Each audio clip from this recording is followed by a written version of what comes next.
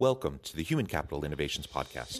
We're your source for personal, professional, and organizational growth and development, where we share original research, explore industry trends, and interview executives and thought leaders from across the globe. We hope you join us often for practitioner-oriented content around all things related to leadership, HR, talent management, organizational development, and change management. Maximize your personal and organizational potential with Human Capital Innovations Podcast.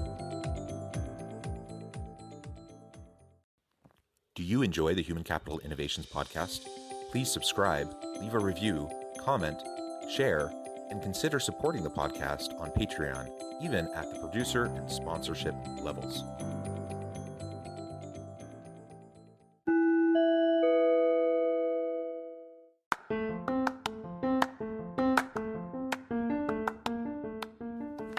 Welcome to the Human Capital Innovations Podcast.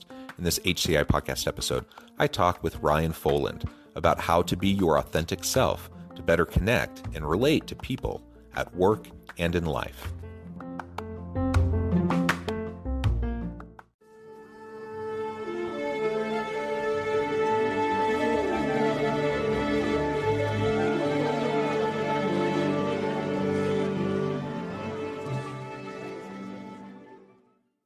Ryan Foland, welcome to the Human Capital Innovations Podcast. Ahoy, it's good to be here, John. Yeah, it's great to be with you. I'm excited for a nice conversation today. We're going to be focusing on how to be your authentic self to better connect and relate to people at work and in life. And we know with leadership, it's all built upon a foundation of trust, and trust is built upon a foundation of authenticity. And so if we can't learn to be authentic with ourselves, with our spouse or partner, with our family, with friends, community members, and with those we work with, I don't think we have really much chance of developing truly mutually accountable relationships of trust with those around us, and certainly within an organization. And as a leader, that's what I'm striving for. That's what I need if I hope to be successful as a leader, and I hope to drive success in my team and in my organization. So this is what we'll be exploring together today. As we get started, I wanted to share Ryan's bio with everybody. Ryan Foland is a high-energy speaker, 3-time podcast host, and brand consultant who teaches executives how to build their personal brands. His 313 method uncovers core brand messaging to guide bespoke content marketing strategies. Ryan has given 4 TEDx talks and has been featured in Inc., Entrepreneur, Forbes, Fortune, and more. His award-winning book, Ditch the Act, teaches you how to get ahead in business by simply being human. For fun, Ryan sails, draws stick figures, and raps. That's wonderful. Maybe I should ask you for a little rapping demo before we get started, or maybe that's for another time. But that's fantastic. Thank you so much for joining us, Ryan. Anything else you would like to share with listeners by way of your background or personal context? No, I mean, my life as of writing this book is an open book, which is one of the things that I believe is key to authenticity, is essentially, coming clean with everything that's happened. And I find that my personal journey, there's a number of moments where I was very fearful if people would find out about it. And those things that we don't want people to know about, surprisingly, are the things that will connect us the most with people. And that's just counterintuitive. So I think that, to know me is to know that I'm a little bit quirky. I'm a ginger. I don't take myself or things too seriously. And the more I've become comfortable with that quirkiness, the more people can find me authentic. I like the word authentic, but it's hard to describe being authentic by just using the word authentic, because it's just like, it's very surface level. And as we dive into this concept, the thing I'll keep going back to is what authenticity, to me at least, is actually letting somebody get to know me. And there's this old adage that people like to do business with people that they know, like, and trust. And trust is how you really form longer term relationships that span time. And if you reverse engineer that, it all starts with getting people to get to know you. And if you don't give up any information about who you are, how are people going to get to know you? So there's the conundrum that we face as we try to build brands, as we try to build businesses, as we try to become better leaders. We have inherently this thought that we're supposed to show up in a certain way. People are supposed to look up to us. We're supposed to show the shiny spots. I'm not necessarily going to brag about my third place medals, or even worse, not making it to the podium. But when we think of it that way, we literally miss most of the opportunities to connect with people. And so I learned firsthand that faking it till you make it, though it works for some people, it didn't work for me, because it didn't allow me to let people know who I really was. I was trying to let people know who I thought that they thought that I should be. And there's sort of where the stitching can come undone. And it's not like things are lost. You actually just now have common threads so that you can build new relationships with people based on common experiences. And one funny question I'll ask is, now, have you ever played the lottery yourself? Have you ever gotten numbers or done a scratch card? No, I haven't actually. Okay. So a lot of people have, been in the lotto, but hardly any people win. Like I've never met anybody who's won the lotto, right? And so I look at that as an analogy where so many times we take chances and then they don't work. We do the scratch card and then it doesn't work, but we're not out there being like, hey, I didn't win the lottery today, right? We all wait for that lottery moment to share, but there's so much more in the times that that we didn't win the lottery. And I think we all can relate to not winning. We can all relate to when things are tough. This pandemic has given us a way to relate on a global scale, where we're all dealing with some of the same challenges. So that's really the root of authenticity. And I'm happy to see where the conversation goes. At the end of the day, it's your ability to be comfortable letting people get to know you. And if you think of the other side, those people who you might find most authentic, you actually know them, or you feel like you know them because they give you enough of a full picture about them. Yeah, it's all about connection, right? And we can't truly connect with someone and develop trust with them if we're not being true to ourselves, if we're not being authentic. And so the fake it till you make it thing, that bugs me too. I get on a certain level, it makes sense. And we're all building the plane while we're flying it. And so in a sense, we're all faking it till we make it. Or another way to frame it, and a way that I like to frame it much better, is that we're just all constantly learning, growing, experimenting. And we don't need to put on the facade of like knowing what we're doing. If we're comfortable with the fact that we're all flawed, messy individuals who are all trying to figure it out as we go, and we're all trying to continually learn, then I can kind of let go of the whole fake it till you make it thing. And I can just say, no, I don't know what I'm doing. I'm doing the best I know how, and I'm learning as I go. And that's all I can expect of myself and of others around me. And it's quite liberating when you can lean into that kind of a framing of life. It takes off so much pressure because you just don't have to be perfect. And none of us are even remotely close to being perfect.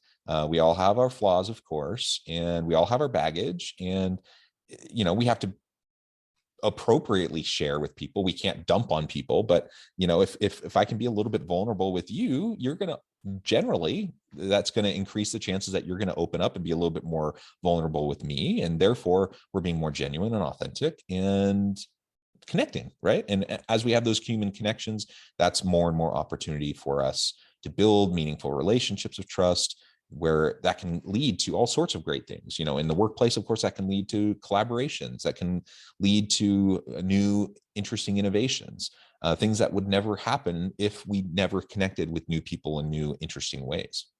Yeah, so I'd say two things to pull from what you just mentioned, I think are worth reiterating.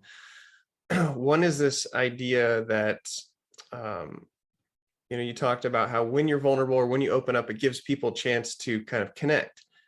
If we look at the word connect and replace it with help, it actually is interesting, because in our minds, we're a lot more judgy of ourselves than other people might actually be.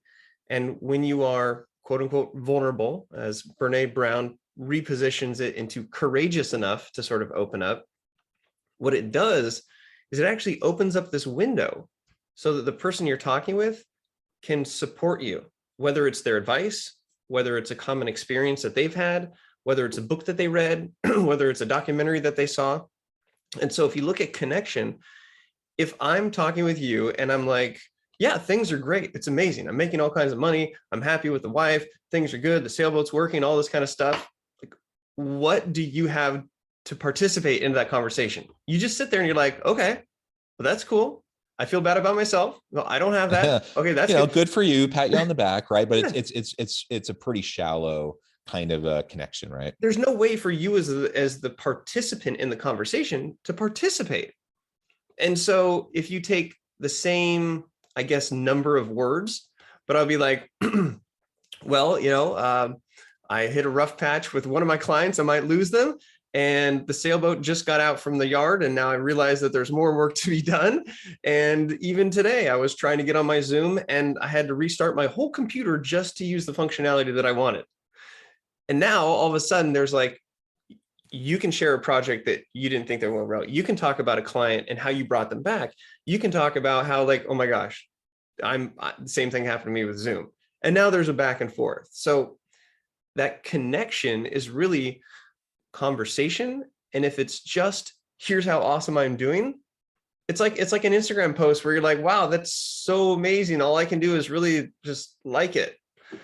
Versus if somebody is talking about something that's not necessarily bad. I'm not like emotionally throwing up on you, but like spilled coffee on myself today or having a challenge, like showed up late to a meeting. What do you do to repair that damage? And now it's like, I like it and I have a comment.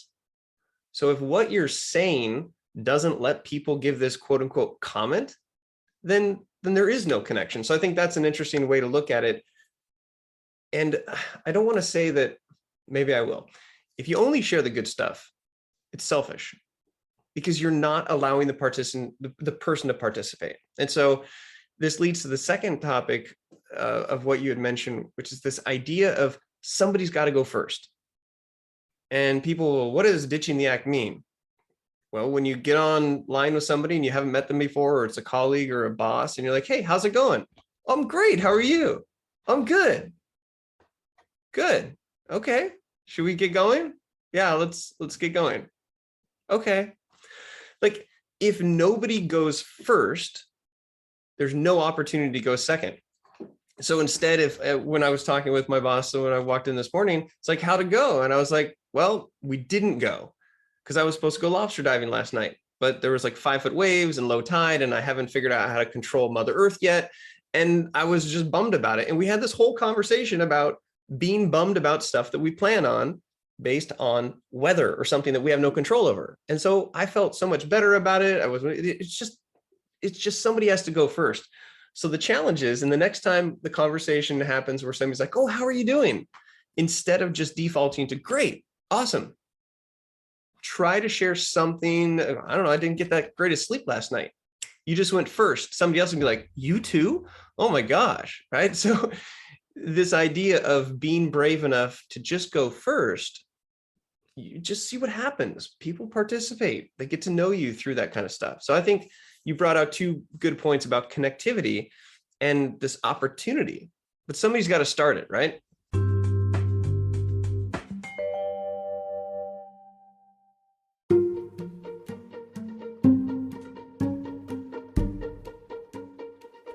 Welcome to the Human Capital Innovations Academy. Courses, micro-credentials, and certificates to upskill and reskill for the future of work. All HCI Academy courses, micro-credentials, and certificates are designed, developed, and delivered by award-winning and internationally renowned scholars, educators, thought leaders, executives, and practitioners. Our courses, micro-credentials, and certificates will help you make your mark on the future of work and make an immediate impact in your organizations. Check out the HCI Academy and our many course offerings and certificates to upskill and reskill for the future of work.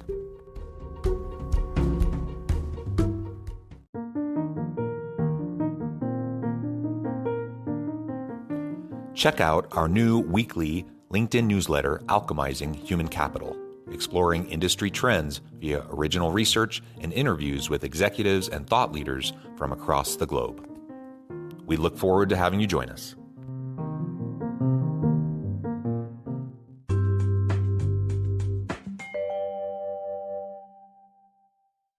Yeah, and getting past the social niceties of it, right? And sometimes people ask how you're doing. They really don't want to know. They just want to say hi and wave, and so it's not awkward, right? And right, and I or guess they want to get to their update. They want to like blast through that so they can talk about what they're doing. Right. And so I think we're setting those things aside because those types of interactions happen all the time, and I can't force someone to actually care about my, how I'm doing. So when people ask how are you doing, they either care or they don't care, and if they don't care, just say I'm doing fine, great, how are you, and you say the social niceties, you move on. But if you're actually looking for meaning, connection, and something that goes a little bit deeper, and admittedly, that's a smaller subset of those interactions, but if we're actually looking for that, and especially with coworkers, people that we're around all the time, we should strive for something deeper than that.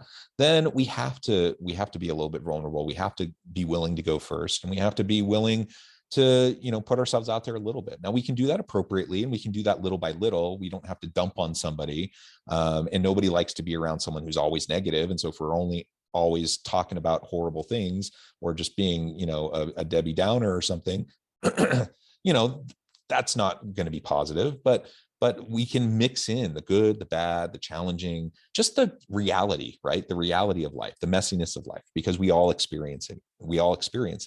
And I think about, I've had a fairly successful career. I have lots of things that I can point to and say I'm proud of that, or that's been a good thing. But you know what? For every good thing that's happened, for every success, I have like 5, 10 failures that I can easily point to as well. And while that's not what I'm going to be blasting across LinkedIn or whatever, I need to be open to just the reality of that. And I need to be able to, if I want to actually have deeper relationships and connect with people, I have to be willing to go there. And if I'm not, it's always going to be surface level. And that's the frustrating thing for a lot of people, I think, is a lot of people kind of walk through life with a lot of acquaintances, a lot of people that they know and they can do the social niceties with, but not anyone they could ever really confide in or lean on or feel supported by, because they haven't opened themselves up with that kind of vulnerability. And if we can find it in ourselves to try, and we can go little by little. We don't have to like jump off the cliff right away, or dive off the cliff. But if we can do little by little, we can start to develop that foundation of trust with people. They'll start to open up, and before long, you have someone who actually is a friend, someone who actually is, a support mechanism for you and you for them. And that, again, that can happen at home, that can happen in your neighborhood with your friends, that can happen at work. And I'm a big advocate for us being closer with deep relationships at work, so that we can be there for each other as we bring our whole authentic selves to the workplace. And you hit it there in the head about this small step process. And one of the things that I talk about in the book is that we put together a 5-step process, because it is a step-by-step. And if you just go out there and like emotionally vomit on people, you are going to push people away. And there is reality when it comes to sharing too much. And I think we all probably have stories where we've sort of felt distance from people. We need distance if it's too intense. So I believe that I can't tell you to do this. You can't tell somebody to do this. We can't tell somebody to do this. They have to try it. They have to see the value in it, and then they have to experience it.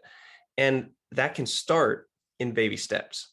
So level 1, just as a real high level, level 1 is silly, stupid stuff that goes wrong, like first world problems.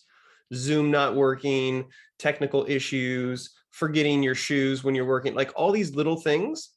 It's low hanging fruit. And it's like what's going to go wrong if you share with somebody that for the 3rd time today, you've had to warm up your coffee and you actually forgot it in your microwave? Like, that's a real thing, but it's not going to discredit your authority.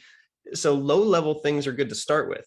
And once you try that, I've actually talked about heating up coffee, and that's led into these conversations around coffee and heating and coffee versus tea, like all these things. You're like, wow. So starting there will show you that connection that can happen.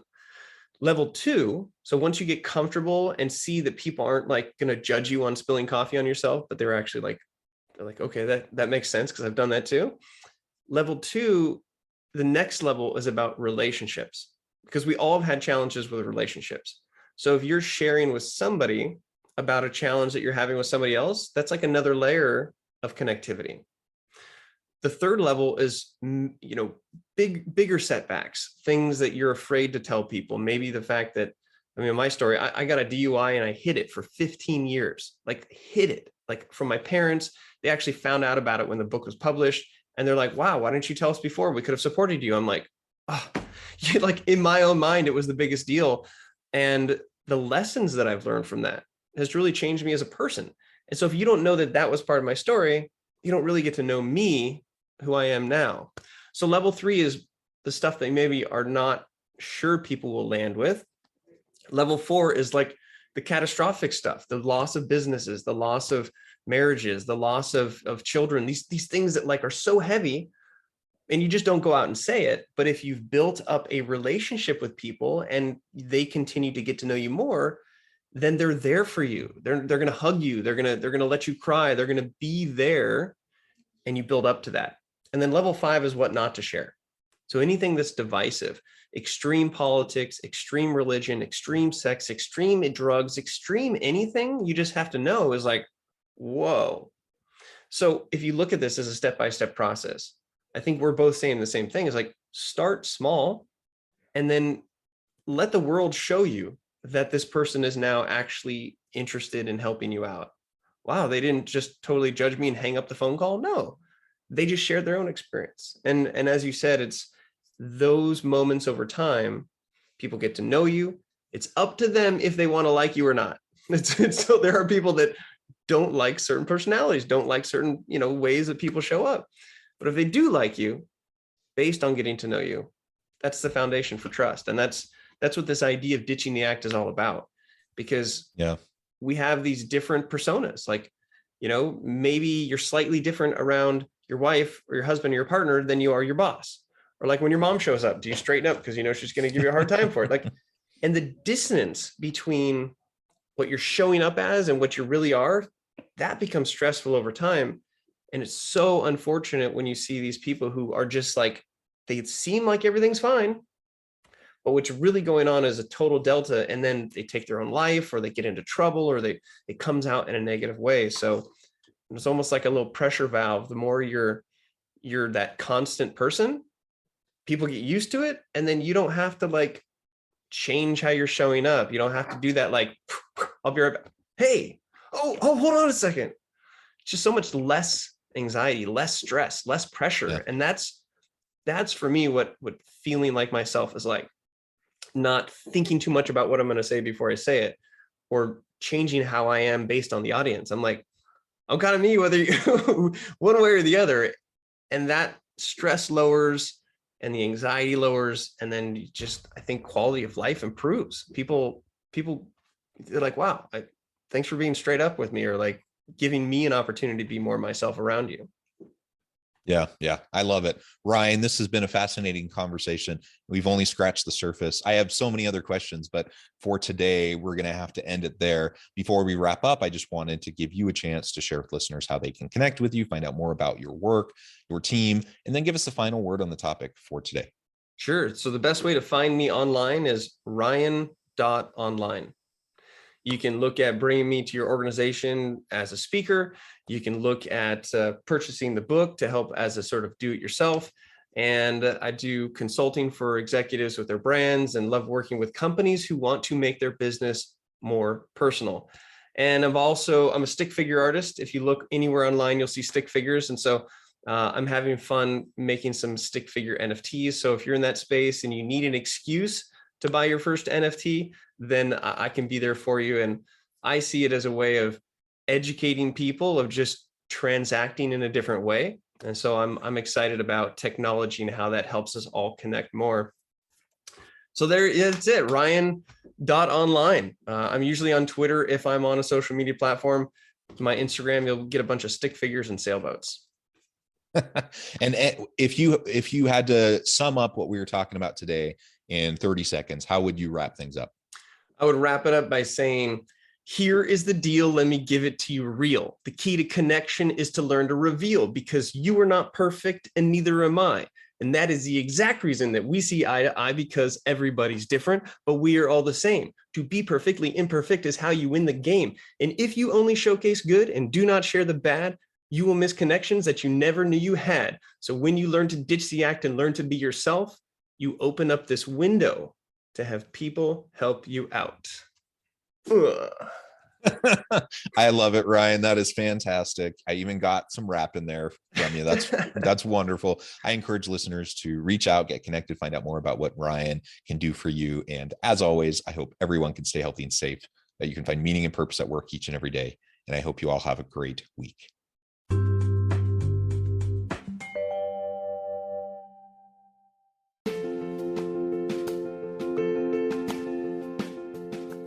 Bluer Than Indigo Leadership, the journey of becoming a truly remarkable leader. Early in my adult life, I learned about an Asian proverb that translates as bluer than indigo. If you think about the color indigo, it is a brilliant, deep, and vibrant blue, what some would call the bluest of blues. To have something that is bluer than indigo is rare and truly remarkable. Contrary to popular myth, there is no one-size-fits-all or cookie-cutter approach to effective leadership. There is no silver bullet, no secret sauce, no go-to model that will solve all of your problems. The truth is, great leaders have all had their unique strengths and flaws, and have all had to discover and then pave their own distinctive path in their life's journey to fulfill their leadership potential. Bluer Than Indigo Leadership will help you discover your own path and explore those ordinary, everyday actions that will help you respond to an uncertain future and produce extraordinary results for individuals, teams, and organizations.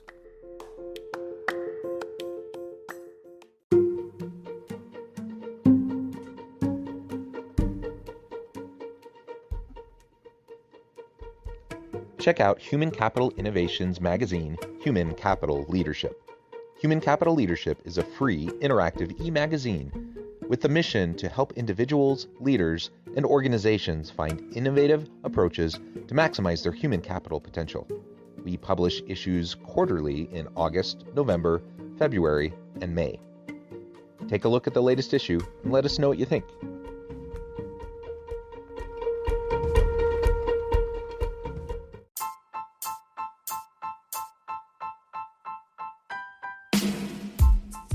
The alchemy of truly remarkable leadership.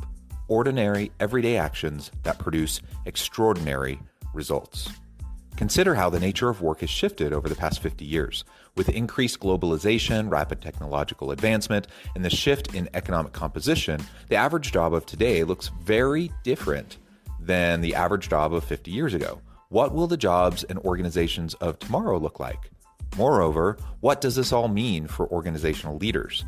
What are the core competencies and capabilities of organizations and their leadership that are prepared for continued disruption and geopolitical and socioeconomic shifts?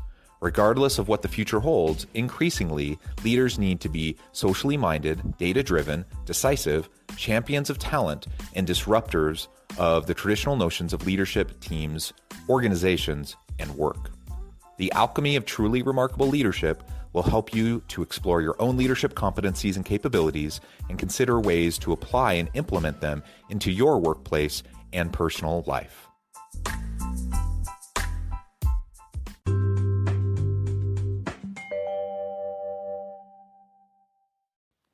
Do you enjoy the Human Capital Innovations podcast? Please subscribe, leave a review, comment, share, and consider supporting the podcast on Patreon, even at the producer and sponsorship levels. Thanks again for joining us for this episode of the Human Capital Innovations podcast. I hope you stay healthy and safe and that you have a great week.